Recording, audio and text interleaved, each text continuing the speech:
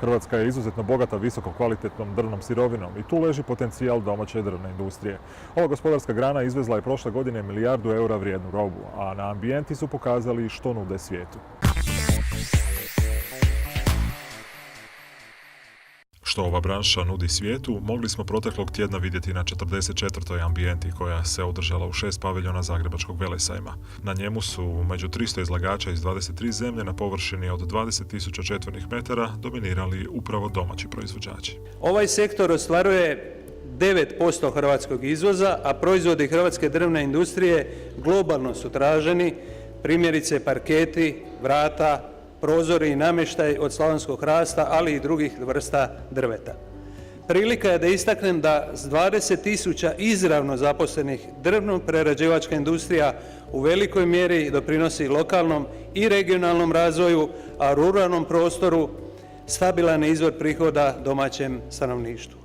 Salon je ove godine prezentiran kroz 4 tematske cjeline. Ambidom, na kojemu su predstavljene sve vrste namještaja, parketi, vrata, prozori i dekori, Ambidizajn, zona najboljih dizajnerskih dostignuća domaće industrije namještaja, Ambipro, na kojem su predstavljeni materijali, oprema i strojevi namijenjeni poduzetnicima u ovoj branši, te Ambienergo, na kojemu su se predstavila energetska rješenja vezana uz proizvodnju i uporabu drva kao energenta. Pa i sam ambijent, a i općenito međunarodni sajmovi za Florian grupu znače jedan veliki iskorak prema svjetskim tržištima i mi na sajmovima imamo direktan kontakt sa svim našim potencijalnim kupcima, što je izuzetno značajno, a pogotovo sajam ambijenta gdje možemo hrvatskoj javnosti predočiti sve ono što Florian grupacija radi u Hrvatskoj, a to je naš finalni namještaj na čemu ćemo se bazirati u budućim razdobljima. Hrvatsku drvnu industriju očekuju zanimljive godine u kojima će se u ovu branšu puno ulagati.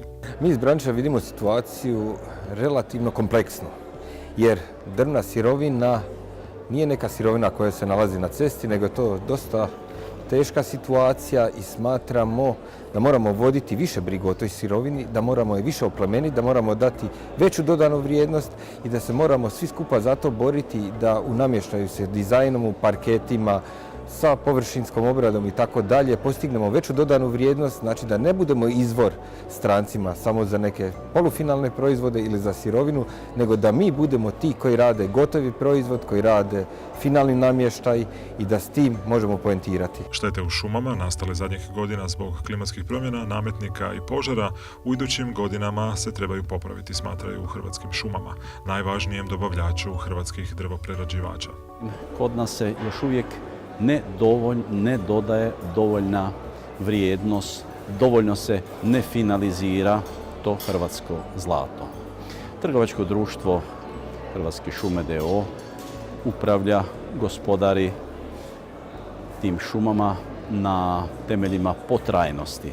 Dakle, nama je cilj da šume vrijede više sutra nego danas.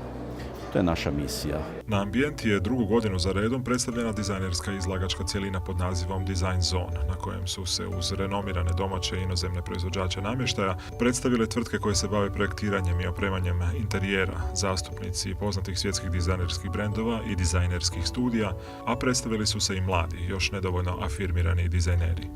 Posjetitelji su mogli ove godine čak i besplatno u razdoblju od 20 do 22 sata vidjeti raznoliku paletu proizvoda dostupnu sada i na hrvatskom tržištu. Ona objedinjuje sve potrebe modernog čovjeka i stvara ugodan prostor za život i rad.